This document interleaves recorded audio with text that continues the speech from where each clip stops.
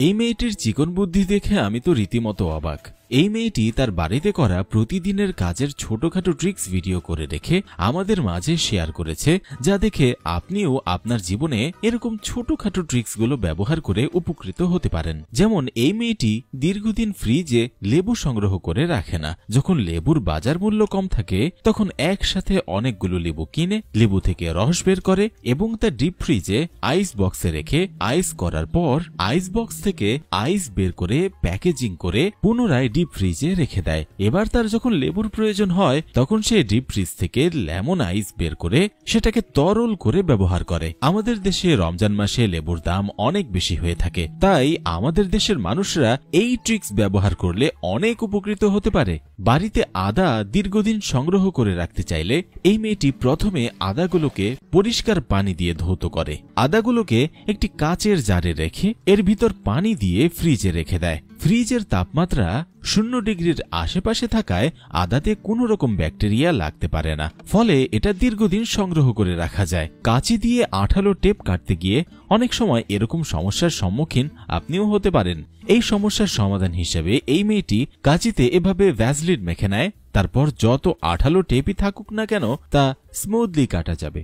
আবার আপনি জুতা পরিষ্কার করার পর এটা শুকানোর জন্য যেখানে সেখানে না রেখে এক ধরনের হ্যাঙ্গার পাওয়া যায়, যেখানে 2টা জুতা বাঁধানোর হুক থাকে। স্ক্রিনে দেখানো উপায়ে হ্যাঙ্গারের হুকের সাথে জুতা ঝুলিয়ে আপনি এভাবেও শুকাতে পারেন। এরকম ভাবে সিস্টেম করে জুতা শুকালে খুব সহজেই জুতা শুকিয়ে যাবে।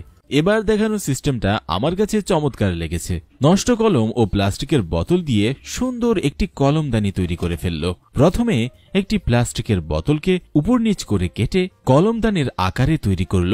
এরপর এই কেটে নেওয়া প্লাস্টিকের বোতলের উপর এক ধরনের টেপ লাগিয়ে দিল। টেপ লাগানোর কিছুক্ষণ পর টেপটা তুললেও বোতলের উপরে টেপে লাগানো আঠা থেকেই যায়। এখন বাড়িতে পড়ে থাকা নষ্ট কলম এই বোতলের কাটা অংশের গায়ে লেগে থাকা আঠার সাথে সুন্দর করে লাগিয়ে দিন। দেখতেই পাচ্ছেন কত সুন্দর কলমদানিটা তৈরি হয়ে গেল। বাড়িতে পড়ে থাকা টিস্যু পেপারের রাউন্ড বক্সকে কাজে লাগিয়ে বাড়িতে থাকা প্রয়োজনীয় কারেন্টের তার খুব সুন্দরভাবে গুছিয়ে রাখতে পারেন। এটার জন্য প্রথমে তারগুলোকে সুন্দর করে বান্ডিল আকারে ভাঁজ করে নিয়ে টিস্যু পেপারের রাউন্ড বক্সের ভেতরে দিয়ে দেবেন। এভাবে আপনিও চাইলে এই কাজটি করতে পারেন।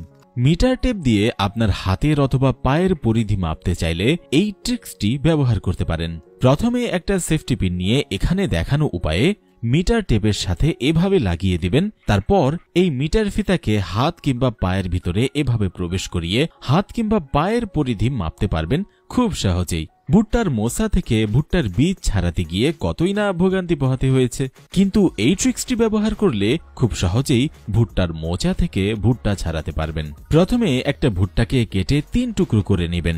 এরপর এর যে কোনো এক টুকরোর ভিতরে বাড়িতে থাকা একটি শক্তপোক্ত কাঁচি ঢুকিয়ে কাঁচিটিকে একটু প্রেসার দিলেই ভুট্টার এই টুকরোগুলো দ্বিখণ্ডিত হয়ে যাবে। তারপর এখান থেকে খুব সহজেই ভুট্টার দানা ছাড়াতে পারবেন, স্ক্রিনে দেখানো এই মেয়েটির মতো।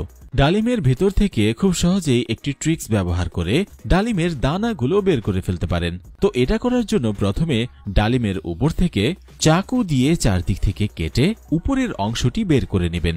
এরপর ডালিমের চারদিক থেকে কেটে এভাবে প্রেসার দিলেই ডালিমটি পুরোপুরি উন্মুক্ত হয়ে যাবে। এরপর এই উন্মুক্ত ডালিমটিকে উপর থেকে কয়েকটা টোকা দিলেই ডালিমের সকল দানা পড়ে যাবে। এই ট্রিক্সটি ব্যবহার করে আপনি খুব সহজেই ডালিম ফল কাটতে পারেন।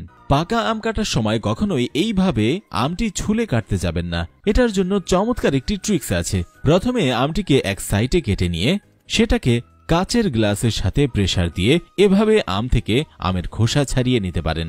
বাড়িতে কোনো অতিথি আসলে আপনি এই ট্রিক্সটি ফলো করতে পারেন। একটি আয়তাকার প্লাস্টিকের বোতলকে এর নিচে থেকে মাঝামাঝি বরাবর কেটে ফেলে দিয়ে এটাকে চার্জার সকেটের কাছে আঠা দিয়ে লাগিয়ে আপনিও চাইলে মোবাইলে চার্জ দেবার এই সিস্টেমটা তৈরি করে ফেলতে পারেন। আসলেও এই মেয়েটির ক্রিয়েটিভিটির লেভেলই অন্যরকম। একটু বুদ্ধি খাটিয়ে তার কাজগুলোকে কত সহজ করে ফেলল। তাই আমাদের সবারই যে কোনো কাজ করার সময়ই সেই কাজ করার নিত্য নতুন টেকনিক নিয়ে ভাবা উচিত।